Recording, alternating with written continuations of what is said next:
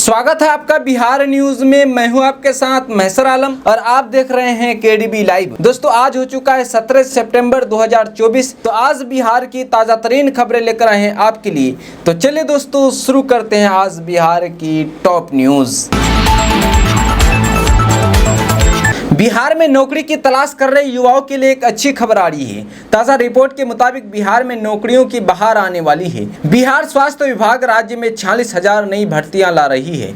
इसके लिए विभाग के स्तर पर तैयारियां की जा रही है। खबर के अनुसार बिहार के स्वास्थ्य मंत्री मंगल पांडे ने कहा कि स्वास्थ्य विभाग में बहुत जल्द 46,000 नई नियुक्तियां होंगी। इसमें 12,000 नर्स की बहाली शामिल है। इसको लेकर जल्द ही नोटिफिकेशन जारी किया जाएगा और भर्ती की प्रक्रिया शुरू की जाएगी। मंत्री ने कहा कि राज्य में टीकाकरण का 95% आच्छादन सुनिश्चित करना है। राज्य के 38 जिलों के प्रत्येक प्रखंड के 2 चिन्हित हेल्थ एंड वेलनेस सेंटर पर नए टीकाकरण कॉर्नर निर्मित किए गए हैं, जहां सोमवार, मंगलवार और गुरुवार को टीकाकरण होगा। वहीं यदि आप बिहार स्वास्थ्य विभाग में नौकरी करना चाहते हैं तो आप अभी से तैयारी शुरू कर दें, क्योंकि किसी भी वक्त स्वास्थ्य विभाग में भर्ती से संबंधित नोटिफिकेशन जारी हो सकता है और कई पदों पर भर्ती से संबंधित प्रक्रिया भी शुरू हो सकती है। दोस्तों क्या आप भी बिहार के नागरिक हैं और जमीन की नक्शे के लिए ब्लॉक या फिर दलालों के चक्कर में अपना पैसा और समय दोनों बर्बाद कर रहे हैं? अब आपको घबराने की कोई जरूरत नहीं है। इस खबर में आपको एक ऐसा उपाय बताएंगे जिससे आप घर बैठे ही अपना जमीन का नक्शा मंगा सकेंगे। उसके लिए आपको महज 150 रुपये खर्च करना पड़ेगा। तो चलिए स्टेप बाय स्टेप आपको विस्तार से बताते हैं। दरअसल बिहार सरकार के द्वारा एक ऑनलाइन पोर्टल बनाया गया है। इस पोर्टल के माध्यम से आप घर बैठे जमीन का नक्शा ऑर्डर करेंगे और आपके घर पर ये नक्शा पहुंच जाएगा। आपको बता दें कि बिहार सरकार के राजस्व विभाग की ओर से ये नया सिस्टम शुरू किया गया है। इस व्यवस्था के शुरू होने से सरकारी कार्यालयों में घंटों चक्कर लगाने वाले रैयतों को काफी राहत मिल रही है। घर बैठे जमीन का नक्शा मंगवाने के लिए आपको कुछ तरीकों को अपनाना होगा, जिसके बाद राजस्व विभाग की ओर से जमीन का नक्शा सीधे आपके घर तक भेज दिया जाएगा। सबसे पहले आपको भू अभिलेख की वेबसाइट dlrsbihar.government.in पर जाना होगा, जहां आपको door step delivery of revenue maps के ऑप्शन पर क्लिक करना होगा। इसके बाद ऑनलाइन आवेदन फॉर्म भरना होगा। फॉर्म भरने के साथ ही आपको ऑनलाइन 150 रुपये जमा करना होगा। बस आवेदन के कुछ दिन बाद ये जमीन का नक्शा आपके घर डिलीवर हो जाएगा।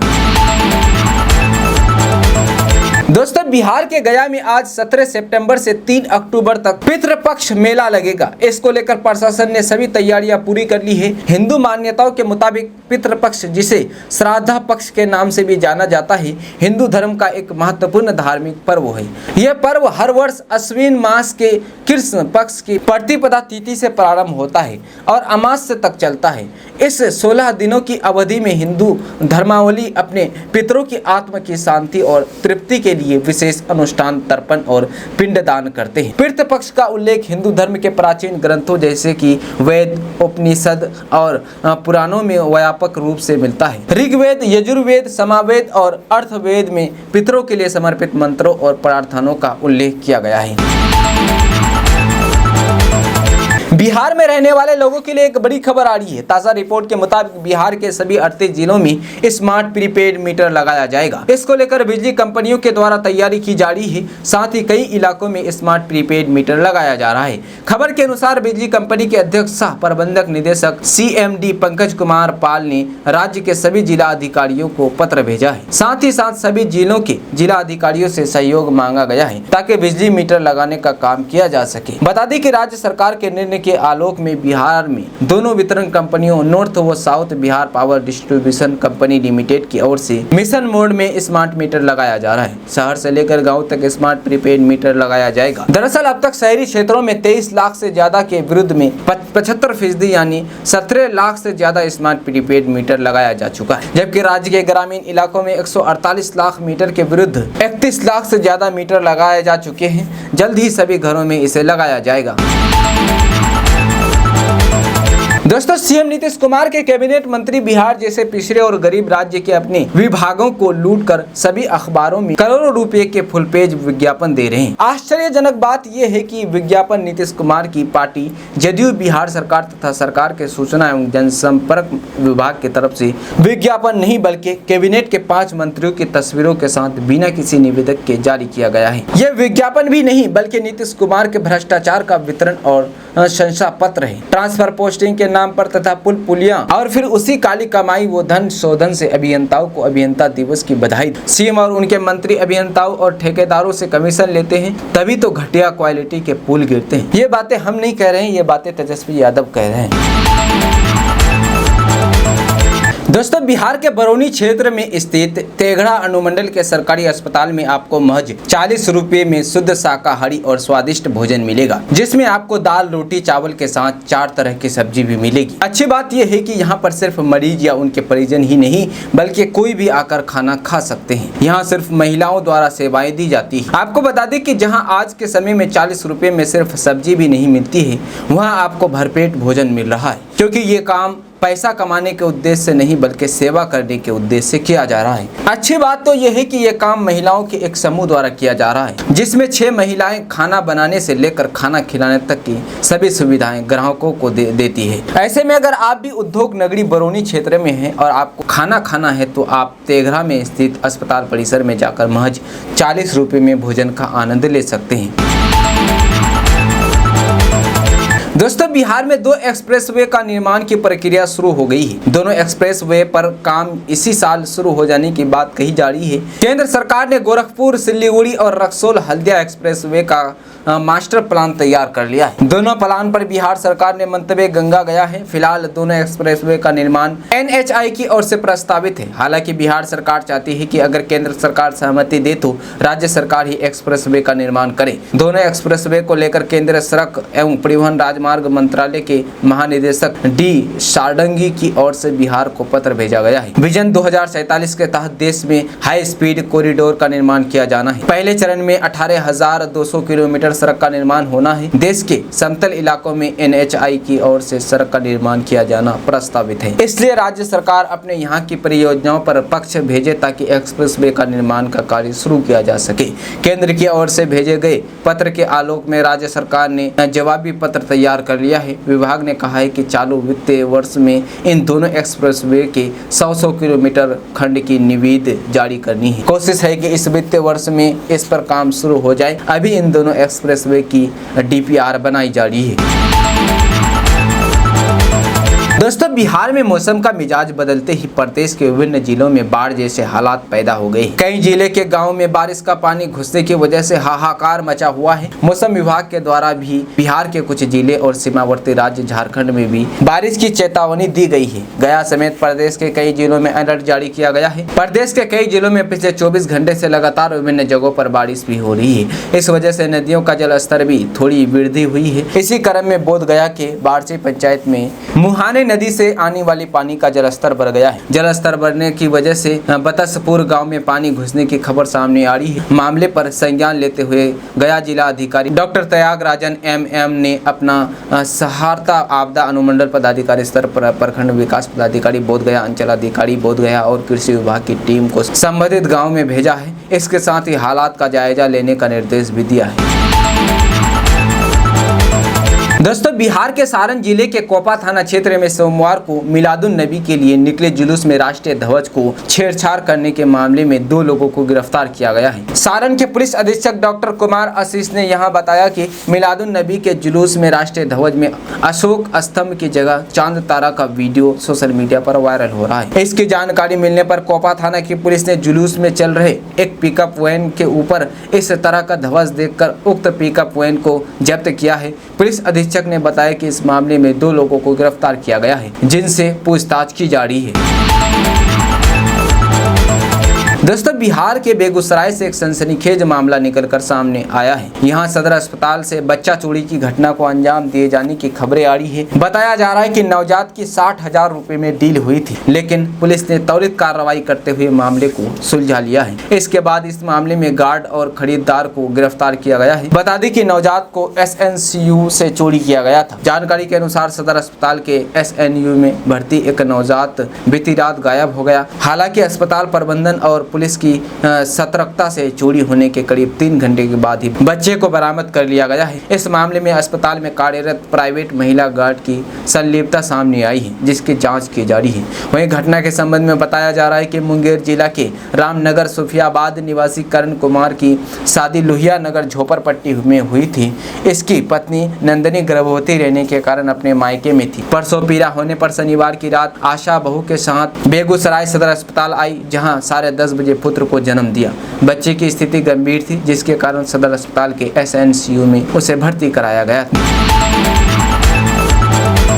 दोस्तों, बिहार में इस समय जमीन सर्वे का काम चल रहा है। ताजा रिपोर्ट के मुताबिक नीतीश सरकार ने राज्य में जमीन सर्वे को लेकर एक बड़ा फैसला किया है। साथ ही साथ राज्य सरकार ने कई दिशा निर्देश भी जारी किए हैं, ताकि सर्वे में किसी तरह की दिक्कत न हो। बिहार जमीन सर्वे को लेकर सरकार का बड़ा फैसला आया है। नंबर 1, बिहार सरकार ने आदेश देते हुए कहा कि भूमि सर्वेक्षण की समस्याओं को हल करने के लिए जिला प्रशासन के अधिकारी गाँव में जाकर स्थिति का जायजा लेंगे। नंबर 2, बिहार में भूमि सर्वेक्षण को सुचारू रूप से संचालित कराने के लिए जिलों में DM, DCLR और CO गांव में जाकर समस्याओं का समाधान करेंगे। नंबर 3, बिहार में जमीन सर्वे के लिए अब जिला अधिकारी और दूसरे बड़े अधिकारियों को गांव में जाकर कैंप लगाने के निर्देश दिए गए हैं। नंबर 4, बिहार में जमीन सर्वे के लिए अधिकारियों के कैंप 18 से 28 सितंबर के बीच विभिन्न पंचायत भवनों में आयोजित किए जाएंगे। नंबर 5, शिविरों में जमीन के मालिकाना हक से जुड़े कागजात, वंशावली और बंटवारे से जुड़ी समस्याओं का निपटारा करने की कोशिश की जाएगी।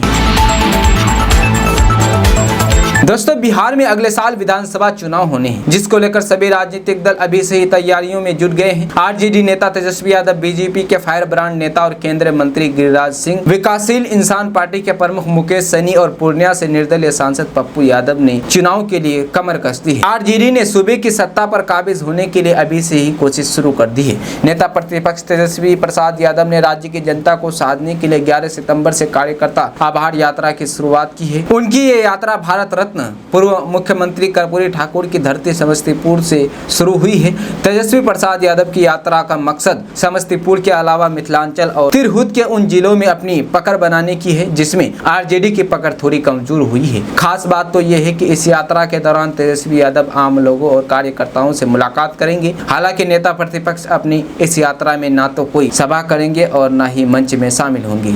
वो चौपाल लगाएंगे और उसके बाद लोगों से बातचीत करेंगे। यात्रा के दौरान उनके साथ नेताओं की कोई फौज भी नहीं रहेगी। वहीं BJP नेता और केंद्रीय मंत्री गिरिराज सिंह ने आगामी 18 से 22 अक्टूबर तक बिहार के भागलपुर से किशनगंज तक होने वाली यात्रा को संबोधित करेंगे। ये यात्रा हिंदू जागरण यात्रा के बैनर तले निकाली जाएगी। 18 अक्टूबर से इस यात्रा की शुरुआत भागलपुर से होगी, जो कटिहार, पूर्णिया और अररिया जिला होते हुए 22 अक्टूबर को किशनगंज में समाप्त हो जाएगी। 19 अक्टूबर को ये यात्रा पूर्णिया पहुंचेगी। 20 अक्टूबर को हिंदू जागरण यात्रा का रथ भी निकलेगा। साधु संतों के साथ इस यात्रा की अगुवाई गिरिराज सिंह करेंगे। अपने तय मार्गों से होते हुए ये यात्रा जिला स्कूल पहुंचेगी, जहां एक सभा का आयोजन किया जाएगा। इस सभा को गिरिराज सिंह संबोधित करेंगे। इसके साथ ही पूर्णिया के निर्दलीय सांसद पप्पू यादव ने भी अपनी यात्रा की घोषणा कर दी है। बीते शुक्रवार को एक प्रेस कॉन्फ्रेंस के दौरान उन्होंने बताया कि वो पूरे बिहार में वक्फ संवैधानिक अधिकार यात्रा को निकालेंगे। इस यात्रा की शुरुआत 29 सितंबर से अररिया से होगी, जबकि इसका समापन राजधानी पटना के गांधी मैदान में होगा। 30 सितंबर को यात्रा किशनगंज और 31 को कटिहार पहुंचेगी। पप्पू यादव ने बताया कि वो वक्फ बिल के खिलाफ है। उन्होंने कहा कि बिहार में यात्रा सत्ता की कुर्सी पाने के लिए होती है। कोई भी ऐसा नेता नहीं है जो कह सकता है कि उसने लाठी खाई हो, संघर्ष किया हो, किसी गरीब की मदद की हो। उन्होंने कहा कि उन लोगों की यात्रा गरीबों, किसानों के लिए नहीं, सत्ता के लिए होती है। पूर्व मंत्री और विकासशील इंसान पार्टी के प्रमुख मुकेश सैनी भी पूरे बिहार में यात्रा निकालने की तैयारी में है। पार्टी सूत्रों के मुताबिक मुकेश सैनी अगले महीने में यात्रा पर निकले निकल सकते हैं। फिलहाल यात्रा को लेकर प्लान तैयार किया जा रहा है, जिसे जल्द ही अंतिम रूप दे दिया जाएगा। मुकेश सैनी इस यात्रा में बिहार के विकास, निषाद आरक्षण और निषादों की समस्या की समाधान को लेकर के लोगों तक अपनी बातों को पहुंचाएंगे। इस बीच आरजेडी के प्रवक्ता चितरंजन गगन का कहना है कि तेजस्वी यादव बराबर लोगों के बीच में जाकर उनकी भावनाओं को समझते रहे हैं, उनकी समस्याओं को सदन में उठाते रहते हैं। प्रवक्ता ने कहा कि तेजस्वी यादव के 17 महीने के कार्यकाल में काफी काम हुआ है, चाहे वो नौकरी देना, संविदा कर्मियों को राज्यकर्मी का दर्जा देना हो या जातीय जनगणना की बातें हो। चितरंजन गगन ने यह भी कहा कि तेजस्वी यादव की देखा देखी और लोग भी यात्रा पर निकल रहे हैं, तो ये अच्छी बात है। हालांकि उन्होंने कहा कि उन नेताओं की यात्रा का उद्देश्य क्या है ये वो लोग ही बताएंगे। प्रवक्ता ने कहा कि इतना तो स्पष्ट है कि आज बिहार के राजनीति के केंद्र में तेजस्वी प्रसाद यादव और राज्य की राजनीति तेजस्वी के इर्द गिर्द ही घूम रही है। इंडिया गठबंधन के बाहर के जो लोग हैं उनका एक सूत्री कार्यक्रम तेजस्वी यादव के बारे में बोलना है। बिहार में रहने वाले लोगों के लिए एक बड़ी खबर आ रही है। ताजा रिपोर्ट के मुताबिक बिहार में गंगा के मैदानी इलाकों में आर्सेनिक पानी से लोगों में कैंसर का खतरा बढ़ गया है। राज्य के करीब 20 जिलों में कैंसर के मरीज बढ़ रहे हैं। खबर के अनुसार साल 2023 में महावीर कैंसर संस्थान ने अपने रिसर्च में ये खुलासा किया था कि गंगा के मैदानी इलाकों के 20 जिलों में आर्सेनिक पानी से गोल ब्लैडर कैंसर का खतरा बढ़ रहा है। इन जिलों में ज्यादा लोग गोल ब्लैडर कैंसर से ग्रसित हो रहे हैं। बता दें कि इस गंभीर बीमारी से लोगों को बचाने के लिए महावीर कैंसर संस्थान एंड रिसर्च सेंटर के वैज्ञानिक जापान के साथ मिलकर रिसर्च करेंगे। इस रिसर्च को करने के लिए महावीर कैंसर संस्थान के डॉक्टर अशोक कुमार घोष और डॉक्टर अरुण कुमार जापान के टोक्यो शहर रवाना हो गए हैं। दरअसल महावीर कैंसर संस्थान के वैज्ञानिकों का मानना है कि बिहार के गंगा के मैदानी इलाके में कैंसर मरीजों की संख्या कई गुना बढ़ गई है। पिछले 10 सालों में ये मामले तेजी से बढ़ रहे हैं, जो देश के लिए, खासकर बिहार के लिए एक चिंता का विषय है। बिहार विधानसभा चुनाव में अभी करीब 1 साल बाकी है। सभी पार्टियां चुनाव की तैयारी में जुट गई है। नेता प्रतिपक्ष तेजस्वी यादव बिहार के दौरे पर हैं और कुछ ही दिनों में उपेंद्र कुशवाहा भी आने वाले हैं। संवाद कार्यक्रम के तहत दौरे पर निकले तेजस्वी यादव न सिर्फ सरकार को घेर रहे हैं, बल्कि अभी से ही चुनावी वादे भी कर रहे हैं। उन्होंने कहा है कि अगर उनकी सरकार बनी तो राज्य में 200 यूनिट बिजली मुफ्त कर दी जाएगी। इसके साथ ही वो जमीन सर्वे को लेकर भी सवाल उठा रहे हैं। वहीं चुनावी रणनीतिकार प्रशांत किशोर भी मैदान में है और उन्होंने वादा किया है कि अगर सरकार बनी तो 1 घंटे के अंदर ही शराबबंदी खत्म कर देंगे। ऐसे में सवाल यह है कि जमीन, शराब और स्मार्ट मीटर LWS का फैक्टर नीतीश कुमार के लिए कितना चुनौतीपूर्ण होगा, ये तो बिहार में आने वाले विधानसभा चुनाव के बाद ही पता चल पाएगा। दोस्तों, बिहार में चल रहे जमीन सर्वे के दौरान पुश्तैनी जमीन वाले रैयतों को वंशावली फॉर्म भरना है। ताज़ा रिपोर्ट के मुताबिक वंशावली फॉर्म भरने के दौरान 5 बातों का ध्यान रखिए। अगर फॉर्म भरने में परेशानी हो रही तो नजदीकी राजस्व एवं भूमि सुधार विभाग के शिविर में जाकर मदद ले सकते हैं। बिहार में वंशावली भरते समय 5 बातों का ध्यान रखें। नंबर 1, बिहार में जमीन सर्वे के लिए वंशावली फॉर्म ऑनलाइन या ऑफलाइन दोनों माध्यम से भरा जा सकता है। इसको लेकर आदेश जारी किया गया है। नंबर 2, बिहार में भूमि सर्वे के दौरान वंशावली फॉर्म भरने के लिए dlrs.bihar.government.in पर जाएं और विशेष सर्वेक्षण से जुड़े सेवाओं का विकल्प चुनें। नंबर 3, वंशावली फॉर्म में बहनों का भी नाम शामिल करना होता है। इसको लेकर राजस्व एवं भूमि सुधार विभाग के द्वारा निर्देश दिए गए हैं। नंबर 4, पैतृक जमीन के सर्वे के लिए वंशावली का पंजीकरण जरूरी नहीं है। पंचनामा या आपसी सहमति से बनी वंशावली भी मान्य होगी। नंबर 5, अगर फॉर्म भरने में परेशानी हो रही है तो नजदीकी राजस्व एवं भूमि सुधार विभाग के शिविर में जाकर मदद ली जा सकती है। दोस्तों, बिहार सरकार ने फसलों की सिंचाई में किसानों की मदद के लिए एक बेहतरीन पहल की शुरुआत की है। जी हां, बिहार सरकार ने किसानों को खेत से संबंधित कार्य जैसे सिंचाई और ट्रैक्टर के द्वारा की जाने वाली कार्यों के लिए डीजल अनुदान योजना 2024-25 से शुरू की है। बता दें कि बिहार सरकार डीजल अनुदान योजना के तहत किसानों को 75 रुपये प्रति लीटर, 750 रुपये प्रति एकड़ प्रति सिंचाई की दर से सब्सिडी दे रही है। खरीफ सीजन की फसलों की सिंचाई के लिए किसानों को डीजल पर 75 रुपये प्रति लीटर, 750 रुपये प्रति एकड़ प्रति सिंचाई की दर से अनुदान दे रही है। मीडिया रिपोर्ट्स के मुताबिक इस योजना के कार्य के लिए करीब 150 करोड़ रुपए मंजूरी दी गई है, ताकि राज्य के छोटे व सीमांत किसानों को इस सुविधा का लाभ सही तरीके से प्राप्त हो सके। बताया जा रहा है कि डीजल अनुदान योजना के तहत राज्य के प्रति किसान अधिकतम 8 एकड़ सिंचाई के लिए ये सुविधा प्राप्त होगी। अगर आप भी इस सुविधा का लाभ लेना चाहते हैं तो इसके लिए आपको किसान पंजीयन संख्या, फोटो, आवास प्रमाण पत्र, मोबाइल नंबर, डीजल विक्रेता की रसीद, बैंक खाता पासबुक, डीजल रसीद कंप्यूटराइज्ड जमा करना होगा। दोस्तों, पुलिस के लाख प्रयास के बावजूद उत्तर प्रदेश बिहार सीमा पर शराब की तस्करी का सिलसिला रुकने का नाम नहीं ले रहा है। आए दिन बिहार पुलिस शराब के तस्करों को गिरफ्तार कर खेप बरामद कर रही है। शनिवार को भी तस्कर अवैध शराब की खेप बोरे में लेकर बाइक द्वारा मालदा पुल के रास्ते होते हुए बिहार में जा रहे थे कि यूपी बिहार बॉर्डर पहुंचते ही बिहार की आबकारी विभाग की टीम ने अपने चेक पोस्ट पर बाइक सवार को पकड़ लिया। सवाल ये उठता है कि खुद कस्बा से अवैध शराब को लेकर तस्कर मालदा पुल के पास बॉर्डर पर लगे बैरियर को पार करते हुए बिहार में प्रवेश कर रहे हैं। ऊपर की सीमा से बड़े आराम से शराब के तस्कर शराब लेकर बिहार सीमा तक जाने में सफल हो जा रहे हैं। इसका परिणाम शराब की तस्करी यहां इस क्षेत्र के लिए कुटीर उद्योग बन गया है। स्थानीय थाना क्षेत्र में कम से कम 3-4 ऐसे रास्ते हैं जिससे तस्कर आसानी से बिहार में प्रवेश कर जाते हैं। ऐसे ही एक मामला शनिवार को हुआ जब आराम से तस्कर मोटरसाइकिल पर बोरी में शराब लादकर मालदा के रास्ते बिहार प्रवेश करने ही वाले थे। बिहार आबकारी विभाग की टीम ने बैरियर गिराकर रोक लिया। तभी बाइक पर बैठा एक तस्कर भाग निकला, लेकिन बाइक सहित उमेश प्रजापति निवासी मधुरना थाना जौनपुर जिला भभुआ कैमूर बिहार को शराब के साथ टीम ने धर दबोचा है।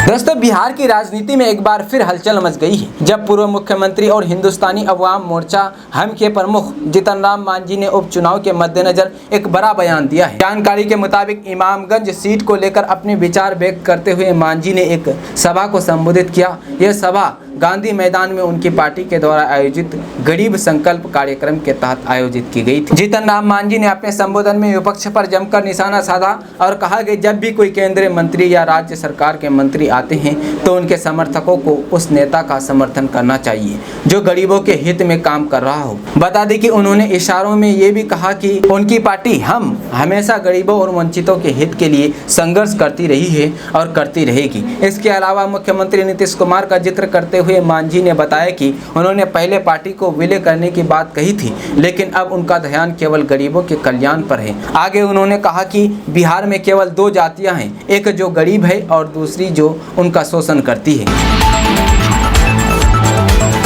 दोस्तों, बिहार देश का ऐसा पहला राज्य था जहां जातिगत जनगणना कराई गई और फिर उसके आधार पर ही आरक्षण की सीमा को भी बढ़ा दिया गया। यह काम नीतीश कुमार की सरकार ने कराया था और अब वो भाजपा के साथ गठबंधन में है और राज्य में भी भाजपा और जेडीयू साथ है। कई बार जेडीयू की ओर से जातिगत जनगणना की मांग की जाती रही है। इसके अलावा चिराग पासवान ने भी पिछले दिनों जातिगत जनगणना की डिमांड की थी। कांग्रेस, सपा, आरजेडी समेत देश के तमाम बड़े राजनीतिक दल ये मांग लगातार उठा रहे हैं। अब खबर है कि मोदी सरकार भी इस विकल्प पर विचार कर रही है। सरकारी सूत्रों का कहना है कि जनगणना के लिए काम शुरू हो चुका है और जल्द ही इसकी प्रक्रिया का आधिकारिक ऐलान होगा। अभी सरकार इस बात को लेकर भी मानसिक रूप से तैयार है कि यदि जरूरी होगा तो जाति का कॉलम भी जनगणना के फॉर्म में दर्ज किया जाएगा। इस संबंध में भी जल्द ही फैसला हो सकता है।